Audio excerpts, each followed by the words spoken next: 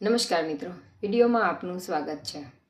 જો આપ શેરબજારમાંથી કમાણી કરવા માંગતા હોય તો તમારે અમુક નિયમો હંમેશા યાદ રાખવા જોઈએ, જેથી મોટા નુકસાનમાંથી બચી શકો છો। જો આપ રોકાણ કરવા માંગતા હોય તો આપની અંદર આવડત અને ધીરજ હોવી ખૂબ જ જરૂરી છે। શેરબજારમાં ગત વર્ષે નોંધાયેલી આકર્ષક તેજીમાં ઘણા લોકો શેરબજારમાંથી કમાણી કરવાનું વિચારી રહ્યા હતા।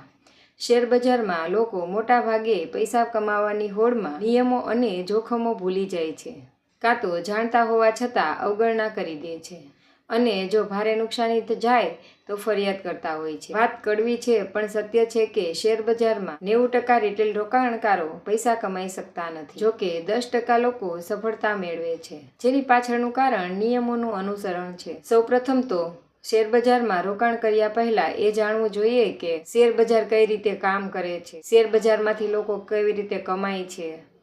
અત્યારના ડિજિટલ યુગમાં તમે ઘરે બેઠા શેરબજાર વિશે ઓનલાઈન માહિતી મેળવી શકો છો। આ ઉપરાંત તમે આ મામલે નાણાકીય સલાહકારની મદદ પણ લઈ શકો છો, જે તમને શરૂઆતમાં કઈ દિશામાં રોકાણ કરવું તે વિશે યોગ્ય માર્ગદર્શન આપી શકે છે। જો તમે શેરબજારમાં રોકાણ કરવા માંગતા હોય તો પહેલા નાની રકમથી રોકાણની શરૂઆત કરો। શેરબજારમાં 50-50નો રેશિયો અપનાવવો, અર્થાત રોકાણ માટે ફાળવેલી રકમનો અડધો હિસ્સો જ માર્કેટમાં લગાવો। તમારી શરૂઆતમાં ખૂબ ઊંચા રિટર્નની આશા ન રાખવી જોઈએ, તેમજ લાંબા ગાળાના રોકાણ લક્ષ્ય સાથે લાર્જ કેપ અને ટોચની દિગ્ગજ કંપનીઓમાં જ રોકાણ કરો, જેનાથી મોટું નુકસાન અટકાવી શકાય છે। જ્યારે તમારી પાસે થોડા વર્ષોનો અનુભવ હોય તો પછી તમે થોડું જોખમ લઈ શકો છો। નાના રોકાણકારોએ ધીમે ધીમે રોકાણ વધારવું જોઈએ, તેમજ ટ્રેડિંગ પર ફોકસ કરવું જોઈએ નહીં। જ્યારે તમે થોડા વર્ષો સુધી સતત બજારમાં રોકાણ કરો છો ત્યારે તમે લક્ષ્ય હાંસિલ કરી શકો છો।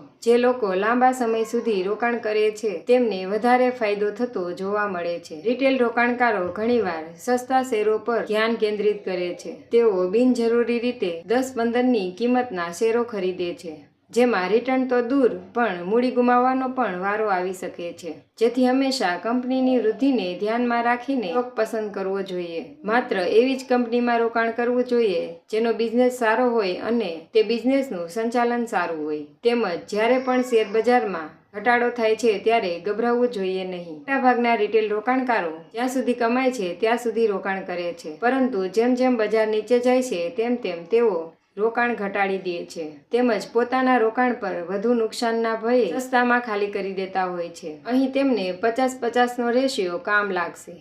તમે શેરબજારમાં સાચવી રાખેલ 50% મૂડી તમે મંદીના સમયમાં રોકાણ અર્થે વાપરી શકો છો અને તેમાં પણ તમે 30-20નો રેશિયો રાખી શકો છો। શેરબજારમાંથી થતી અમુક કમાણીનો હિસ્સો તમે સુરક્ષિત રોકાણ તરીકે ઉપયોગ કરવો જોઈએ। શેરબજારમાં આવડત કે ફાવટ ન હોય તો મ્યુચ્યુઅલ ફંડ જેવા ઇન્સ્ટ્રુમેન્ટમાં નાણાકીય સલાહકારની મદદથી રોકાણ કરી શકો છો। જો આપને સમાચાર પસંદ આવ્યા હોય તો ચેનલને લાઇક, શેર અને સબસ્ક્રાઇબ કરવાનું ના ભૂલશો મિત્રો। નમસ્કાર।